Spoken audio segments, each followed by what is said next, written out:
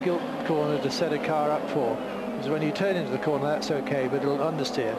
And then you'll think there, boy, I want to get the power on because the straight's coming up, and you put the power on, and if it's understeering, it just understeers more. So you have to back off and you lose speed. And if you can get the car so that it's neutral, so it doesn't understeer, you can come on the power much earlier, and not only do you gain the speed in the corner, but you hold that extra speed all the way down the following straight. And I was very impressed at the setup on Rahal's car. And it was interesting that he and Herta in the same team did identical times in qualifying, and I put your bottom dollar on that they've got the same setups on their car. It's very interesting to see how Rahal goes in the race. It was fascinating, as you say, the fact that they set the same time in qualifying, absolutely down to the thousandths, but it was Bobby Rahal they put on the grid ahead of Brian Herta, and Brian reckoned that was down to executive privilege because Bobby's the team leader. Yeah, I'd buy that. Now let's just take another look again at the view as Paul Tracy tried to dive down the inside of Roberto Moreno, and Brian Herta really just had to sort of jump on the brakes, didn't he, to avoid Paul Tracy. There wasn't an awful lot he could do. The good thing is that he got missed by everybody else, so Herta lives to fight on as his team leader Bobby Rahal there carries on. Just looking at some of the performances of the Brazilians, you can see Mauricio Gugelmin, his best career start.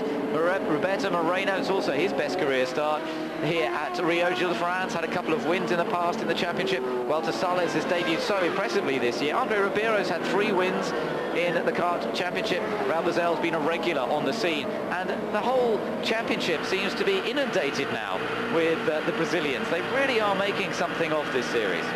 Yeah, it started off as a USA series, then we started to have several races in Canada, Toronto, Montreal and so on like that, Vancouver. And then that moved down to Brazil, and a lot of the Brazilian drivers who were coming over to Europe to do Formula 3 or 3000 in the Formula 1 started to stay in America.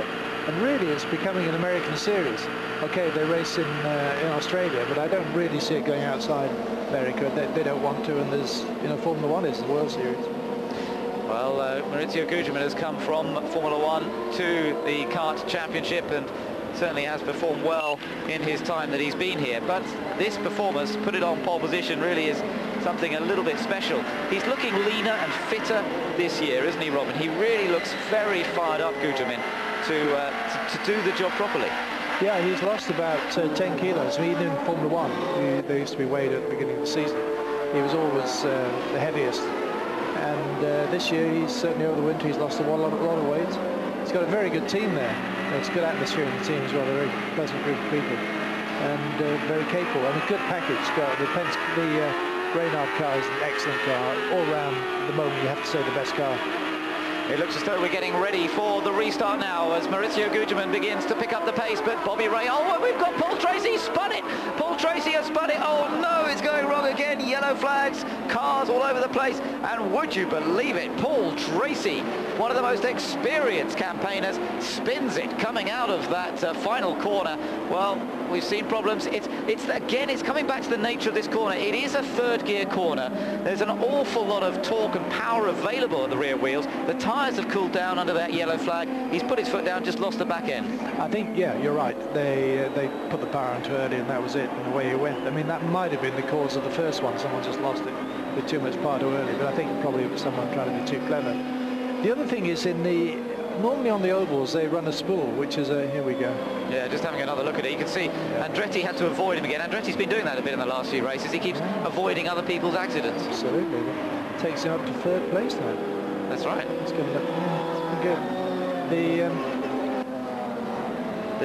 You're talking about the diff, Robin, the actual the way they set the car up. Use what's called a solid differential locker, which means the 2 rear wheels are connected together, and that gives stability. But here, being in a slower corner, it will tend to give a lot of understeer, which is the one thing you don't want. But the behaviour of 1 or 2 of those cars looks as if they've actually got a spool in there, lock diff, rather than differential. But for instance, I would imagine Rahal, being essentially a road racer, did a lot of road racing over in Europe, will have a free differential probably in his car. As you say, the nature of this track is more like a road circuit in terms of the actual corner setup. And indeed, Rick Mears has been quoted as saying that you can call this one a roval. It's a combination of road course and oval. I rather like that. Yeah, it's lovely. It's great. Absolutely, it's spot on. It's an oval shape, but it's got the characteristics of a road course. The one thing that's interesting, everybody's waiting to see how the the new American car is going to show on the road courses. We've seen it on the short ovals, and we've seen it on street circuits, and you'd say it doesn't look too bad. So Gugelmin leads from Rahal and Andretti after 10 laps.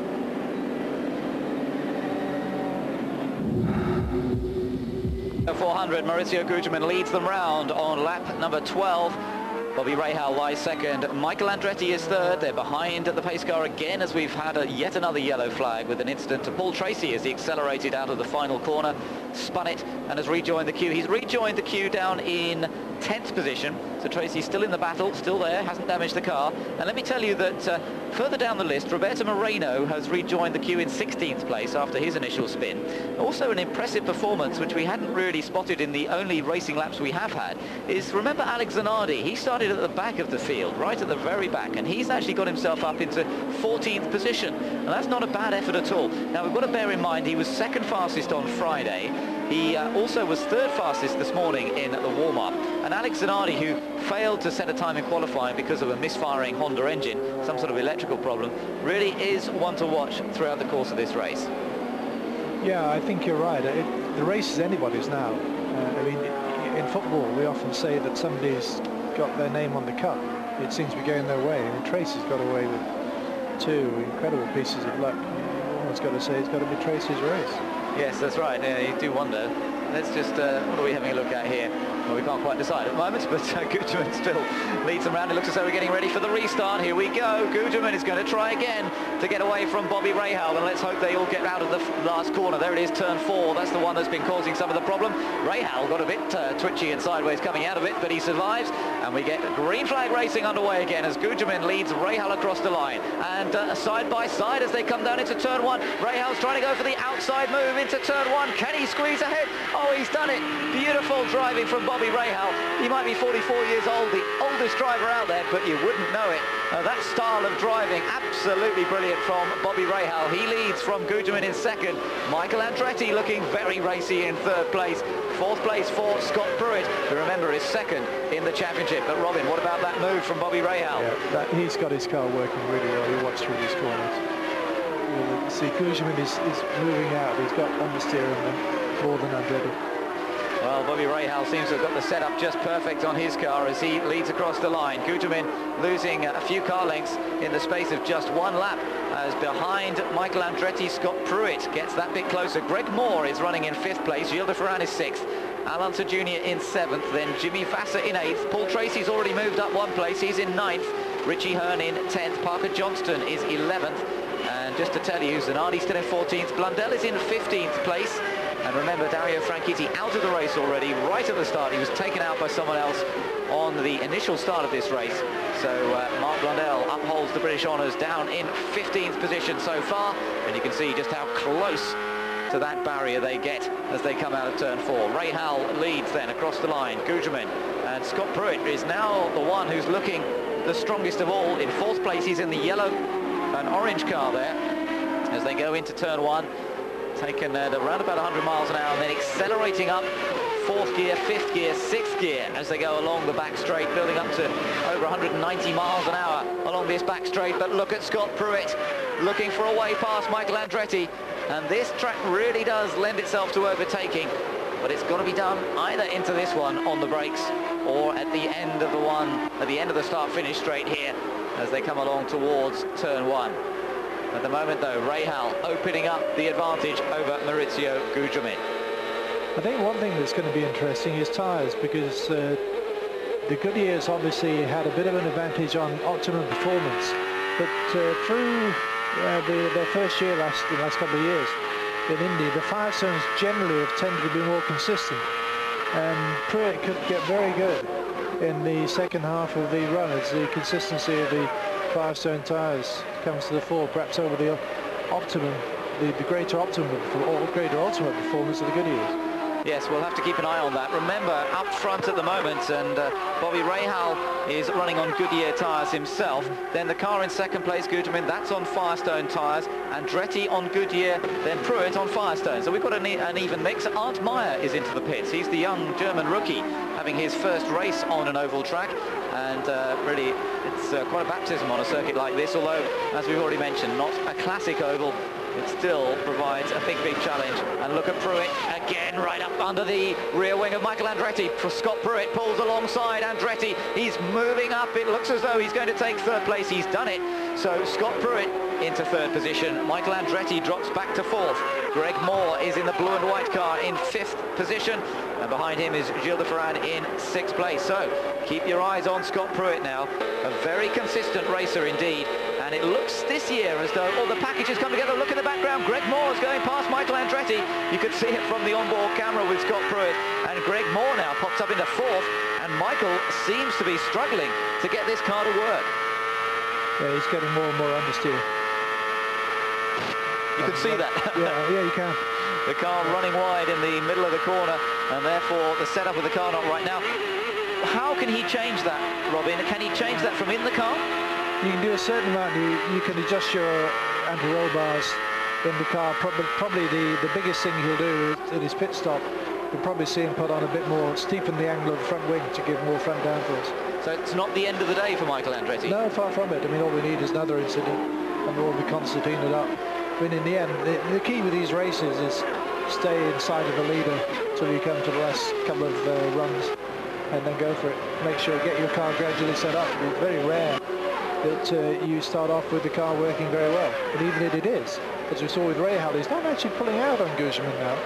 And you wonder if his balance on his car is starting to go away. It can change so quickly on these oval tracks. They can run just 20 laps or so, and suddenly the balance goes away, and you see somebody else coming up there that you just didn't expect. De Ferran running in sixth position at the moment. You ride on board with him at the moment. Let me tell you that Zanardi is up to 12th now, so he's made a little bit more progress.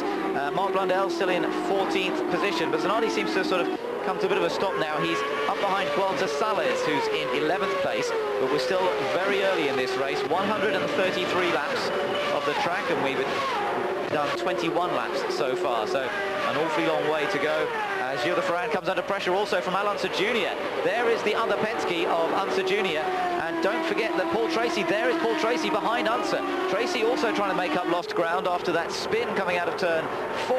And now we've got the Swift, followed by the Reynard, followed by the two Penskes, as we switch back now to the clear track ahead of Bobby Rahal. But here goes Gilles de Ferran. He's going past Michael Andretti, so Gilles de Ferran moves up into 5th position, and I don't think it's going to be too long before we see both Al Unser Jr. and Paul Tracy also get past the Newman Haas Swift of Andretti. Across the line with Rahal still leading then. Just watch Al Unser Jr. line up Michael Andretti here. Yeah, Al Unser Jr. He's a very, very good race driver, and he's going to, provided nothing goes wrong, he's going to be there at the end. And he's infuriating to work with as an engineer, because he doesn't really he never pushes it in testing. And he rightly says, you know, show me an engineer who risks his life in testing. But he works very hard through the weekend to get it set up for the race, and usually does a good job of that. And he's a very strong race driver. And of course, you know, the family have got such a tradition, and steeped in that knowledge and experience. So here he is lining up Andretti, his old mate. His old mate, yeah, another family man indeed. The Andretti versus Unser battle that's gone on over the last 20, 30 years, really, as it's just been one of the stories of American motorsport, really, and it's great to see it still continues, and that both of them have got competitive cars. We've got another accident. Richie Hearn has spun it now, coming out of turn 4. Richie Hearn in the red and white Lola there, who'd qualified pretty well, the youngster, doing a good job in that car. But it hasn't gone too well for him now as the yellow flag comes out once again. He has recovered it, and it doesn't look as though he's done any damage, but we're on to another yellow flag as Bobby Rahal slows the pace down and concentrates on behaving himself. It's the 4th caution flag already, and we're only a little way into the race. Lap number 23, Rahal ahead of Guterman, Pruitt in 3rd, Moore in 4th, De Ferran in 5th, Andretti in 6th place, Unser Jr. now in 7th. Then Paul Tracy in 8th, Jimmy Vasser 9th, Walter Salles in 10th, Alex Zanardi in 11th place, Raul Boesel is 12th, then Mark Blundell 13th, Roberto Moreno is in 14th, Michel Jourdain in 15th, ahead of, he was ahead of Richie Hearn, but Richie Hearn's now dropped to the back, so Brian Herter has moved up to 16th place. 23 laps completed here at Rio on the 400, and it's Rahal who leads.